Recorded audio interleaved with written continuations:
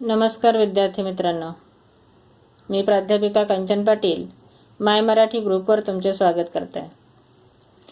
आज आपण इयत्ता 11वीच्या पाठ्यपुस्तकातील व्याकरण या घटकातील उपघटक काव्यगुण अभ्यासणार आहोत. तर काव्यगुण म्हणजे नेमकं काय? तर ज्या गुणांमुळे काव्याला शोभा येते, अशा गुणाला काव्यगुण असे म्हणतात. काव्याला शोभा येते, काव्याला सौंदर्य प्राप्त करून देणाऱ्या गुणांना काव्यगुण असे म्हणतात. आपण जर माणसाचा विचार केला तर माणसाच्या अंगी अनेक गुण असतात.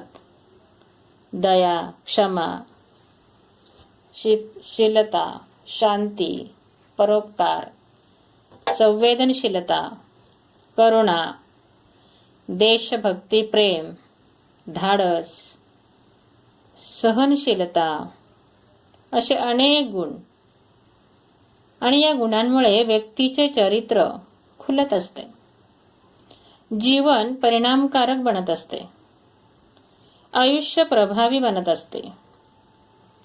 जसे माणसाच्या अंगी असे गुण असतात, तसेच काव्याच्या अंगी देखील गुण असतात. त्या गुणांमुळे काव्य परिणामकारक होते, प्रभावी होते. अनेक गुणांमुळे, अनेक काव्य गुणांमुळे सुद्धा जे काव्य आहे ते खुलते. तर महत्वाचे 3 काव्यगुण आहेत. ते कोणते? तर पहिला गुण आहे काव्यगुण प्रसाद, दुसरा गुण आहे माधुर्य आणि तिसरा काव्यगुण आहे ओज. प्रथम आपण प्रसाद या काव्यगुणाचा सविस्तर अभ्यास करूया. प्रसाद म्हणजे सोपेपणा, सुलभता. एखादे काव्य वाचले की त्याची काव्यरचना सोपी, सुटसुटीत आणि पटकन अर्थ कळणारी असते. साध्या सोप्या अशा काव्यामध्ये प्रसाद हा काव्यगुण आढळतो. अशा काव्यरचनेला प्रासादिक रचना असे देखील म्हणतात. प्रसाद या काव्यगुणाची वैशिष्ट्ये आपण अभ्यासूया. पहिले वैशिष्ट्य सांगता येईल ते म्हणजे साधी, सोपी, सरळ शब्दरचना असते. दुसरं वैशिष्ट्य, शब्द आपल्या परिचयाचे व वाक्यरचना अगदी सरळ असते. म्हणजे आपल्या वाचनाच्या, नेहमीच्या वाचनामधील शब्द त्यामध्ये असतात. वाक्य सुद्धा गुंतागुंतीची नसतात, अगदी सोपी आणि सरळ असतात. तिसरं वैशिष्ट्य आहे काव्य वाचल्यानंतर अर्थ सहज समजतो. आणि चौथं वैशिष्ट्य आहे हा काव्यगुण सर्व रसांना पुष्टी देतो. तर रस म्हणजे काय? साहित्य वाचत असताना आपल्या मनात काही भावनांची जागृती होते. उदाहरणार्थ पोवाडा. जर आपण पोवाडा ऐकला किंवा वाचला तर वीरश्री आपल्या अंगात संचारते. एखादा विनोद वाचला तर हसू येतो, म्हणजे हास्यरसाची निर्मिती होते. एखादा दुःखद प्रसंग वाचला तर करुण रसाची निर्मिती होते. एखादा भीतीदायक प्रसंग वाचू लागलो तर भयानक रसाची निर्मिती होते. अशा भावना जागृत करणाऱ्या विविध रसांची निर्मिती साहित्यात होते. आणि एकूण 9 रस आहेत किंवा 9 रस हे निर्माण होत असतात, काव्यात असतात. ते 9 रस कोणते?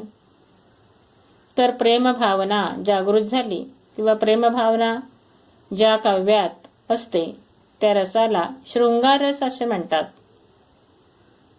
स्त्री पुरुष यांच्या आकर्षणाचे, प्रेमाचे वर्णन म्हणजे शृंगाररस. वीररस म्हणजे देशभक्ती, जसं आपण आता पोवाडा हे उदाहरण घेतलं होतं. करुण रस म्हणजे दुःखद. रौद्र रस, चीड निर्माण होणे. भयानक रस म्हणजे भीती. हास्यरस म्हणजे हसू येणे. बिभत्स म्हणजे वीट, तिटकारा, नकोस वाटणे.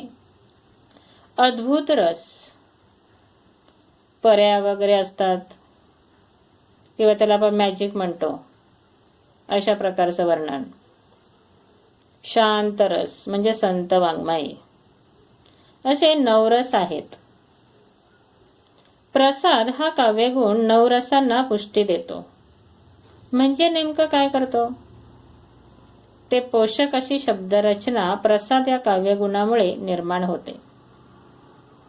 उदाहरणार्थ कवी यशवंत यांच्या आई म्हणून कोणी आईस हाक मारी, ती हाक येई कानी मज होय शोककारी.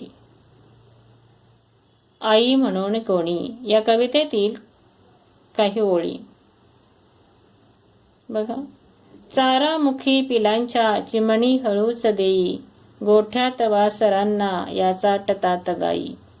अशा प्रकारच्या ओळी लगेच लक्षात येतात आपल्या. स्वामी तिन्ही जगाचा, आई विना भिकारी. अशा प्रकारची ओळ. आणखी काही उदाहरण आपल्याला सांगता येतील. कवी ग. पाटील यांच्या कवितेतील ओळी. देवा तुझे किती सुंदर आकाश, सुंदर प्रकाश सूर्य देतो. खरा तो एकची धर्म, जगाला प्रेम अर्पावे. साने गुरुजींची प्रसिद्ध अशी रचना प्रसाद या काव्यगुणांनी युक्त आहे. म्हणजे लगेचच आपल्या लक्षात येईल. त्या ओळी वाचल्या किंवा ऐकल्या की अर्थ लगेच कळतो.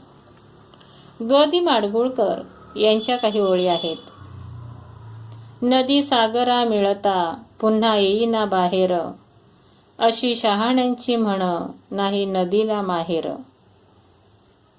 प्रसाद या काव्यगुणाच्या ह्या अशा प्रकारच्या अनेक उत्तम अशी उदाहरणं असणाऱ्या कवितेतील ओळी. उदाहरणार्थ बालकवींच्या औदुंबर कवितेतील काही ओळी. 4 घरांचे गाव चिमुकले, पैल टेकडीकडे, शेतमळ्यांची दाट लागली, हिरवी गर्दी पुढे. या ओळी सोप्या आहेत, शब्द साधे आहेत. अगदीच गुंतागुंतीची वाक्यरचना किंवा काव्यरचना नाही. थोडक्यात काय, सोपी काव्यरचना, साधी, सहज, समजेल अशा प्रकारचं जी वाक्यरचना आहे ती प्रसाद या काव्यगुणामध्ये आढळते. परीक्षेसाठी तुम्हाला एखाद्या कवितेतील 2 ओळी ह्या दिलेल्या असतील आणि काव्यगुण ओळखा, 3 पर्याय टाकलेले असतील आणि त्या 3 पर्यायांपैकी कुठला तरी एक पर्याय बरोबर उत्तर म्हणून तुम्ही लिहायचं. आता आपण दुसऱ्या काव्यगुणाकडे वळणार आहोत. दुसरा काव्यगुण आहे माधुर्य. माधुर्य या शब्दाचाच अर्थ गोडवा असा आहे. काही काव्यात असे शब्द गोड, मधुर योजलेले असतात, सुखद वाटतात. असे काव्य ऐकायला आनंद देतात. त्या ओळी सुद्धा आपण गुणगुणतो, गुणगुणाव्याशा वाटतात आपल्याला. ओळी गुणगुणल्या की ताल धरतो आपण आणि पुन्हा पुन्हा काही एकच शब्द जे आहेत पुन्हा पुन्हा वापरलेले आपल्याला दिसून येतात. म्हणजे अनुप्रासादिक रचना केलेली असते. या सर्व गोष्टींमुळे ते काव्य ऐकायला मधुर वाटते, गोड वाटते. अशा काव्यात माधुर्य हा काव्यगुण असतो. या माधुर्य काव्यगुणाची वैशिष्ट्ये आपण आता बघूया. पहिलं वैशिष्ट्य आपल्याला सांगता येईल. माधुर्य काव्यगुणाचं पहिलं वैशिष्ट्य आहे मृदू वर्णाचा वापर केलेला असतो किंवा केला जातो. हे ज्याच्या उच्चार जो आहे दीर्घ सौम्य असतो, कठीण नसतो.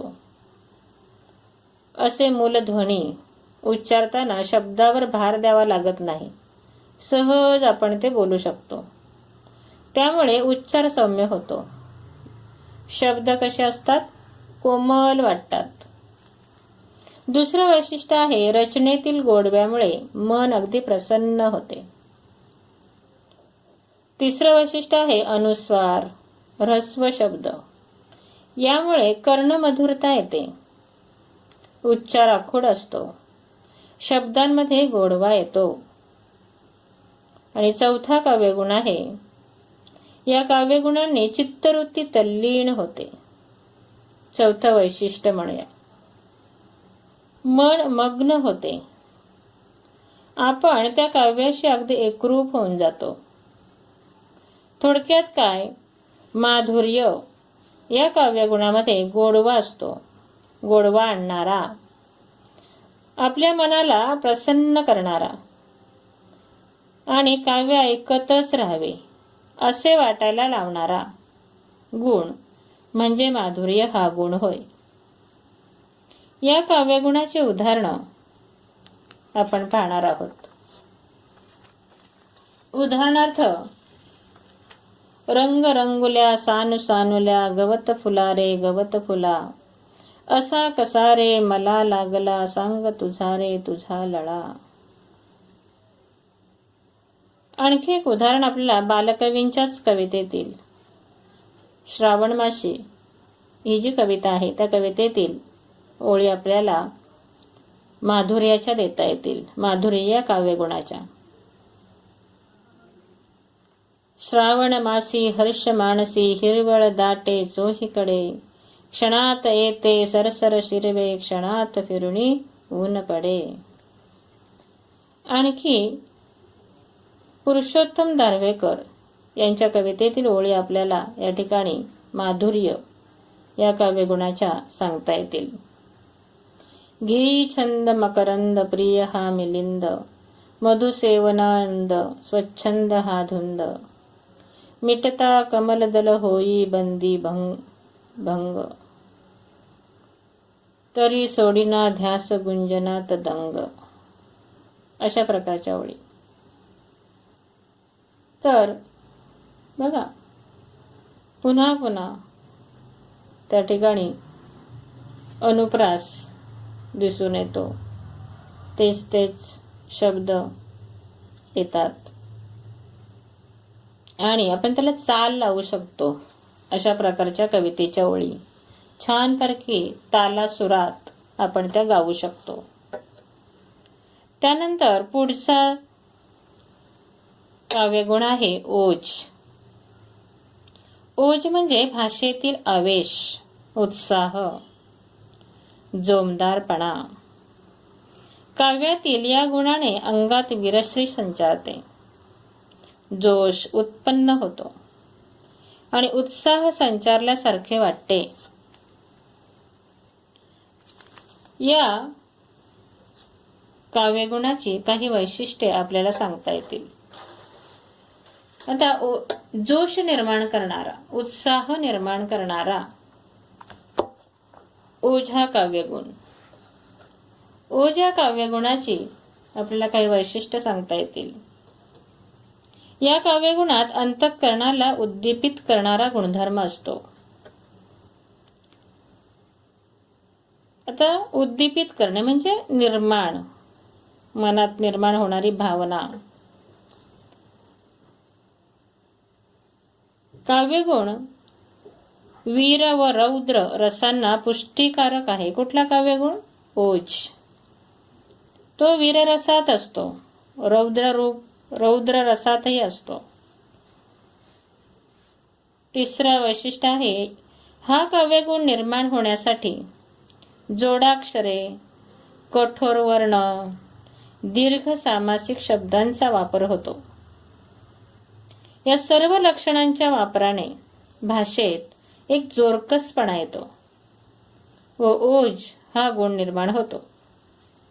आता उदाहरणार्थ कुसुमाग्रजांच्या बऱ्याचशा कविता ह्या वीररसात्मक आहेत, काही रौद्र रसातही लिहिल्या गेल्या आहेत. गर्जा जय जयकार, क्रांतीचा गर्जा जय जयकार, अनवज्रांचे छातीवरती घ्या झेलून प्रहार, अशा प्रकारच्या ओळी. आणखी त्यांच्या कवितेतल्या ओळी सांगता येतील. खडक काजळी घोटून तुमचे मनगट बाहू घडलेले, कडे कपारी मधील वणवे उरात तुमच्या दडलेले, काबूल कंदाहार पथावर डंके तुमचे झडलेले, अशा प्रकारच्या ओळी ह्या ओज रसाची उदाहरणं आपल्याला सांगता येतील.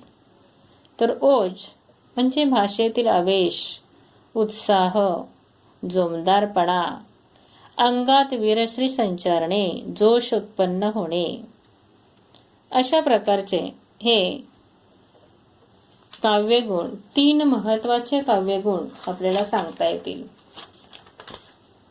आणखी काही उदाहरण आपल्याला सांगता येतील ओज या काव्यगुणामध्ये. म्यानातून उसळे तलवारीची पात, वेडात मराठे वीर दौडले सात. तुम्ही खूप वेळा ऐकलं असेल. झटकून टाकती राख नव्याने जाग, पेटू दे आग मराठी आता. आणखी काही कवितेंच्या ओळी आहेत. उषक काल होता होता काळ रात्र झाली, अरे पुन्हा आयुष्याच्या पेटवा मशाली. बऱ्याचशा देशभक्तीपर आणि ज्या वेळेला आपल्या भारताला स्वातंत्र्य मिळालं नव्हतं, पारतंत्र्याचा काळ होता, तेव्हा प्रत्येकाच्या तोंडून येणारे, प्रत्येकाला प्रोत्साहित करणारे, स्फूर्ती देणारे अशा प्रकारची काव्यरचना केली गेली. आता उठवू सारे रान, आता पेटवू सारे रान, शेतकऱ्यांच्या राज्यासाठी लावू पणाला प्राण, आता उठवू सारे रान. तर अशा प्रकारे जसा गर्जा जय जयकार. तर ही सर्व उदाहरणं जी आहेत ती ओज या काव्यगुणाची आहेत असं आपल्याला सांगता येतील. आणखी काही उदाहरणं आपल्याला, आता प्रासादिक जी उदाहरणं आहेत, प्रसाद, माधुर्य आणि ओज, या 3ही काव्यगुणांची उदाहरणं जी आहेत ती काही पुस्तकं आपल्या या पाठ्यपुस्तकामध्ये पान नंबर 123 आणि 124 यावर तुम्ही काय करायचे आहेत, पाहायचे आहेत.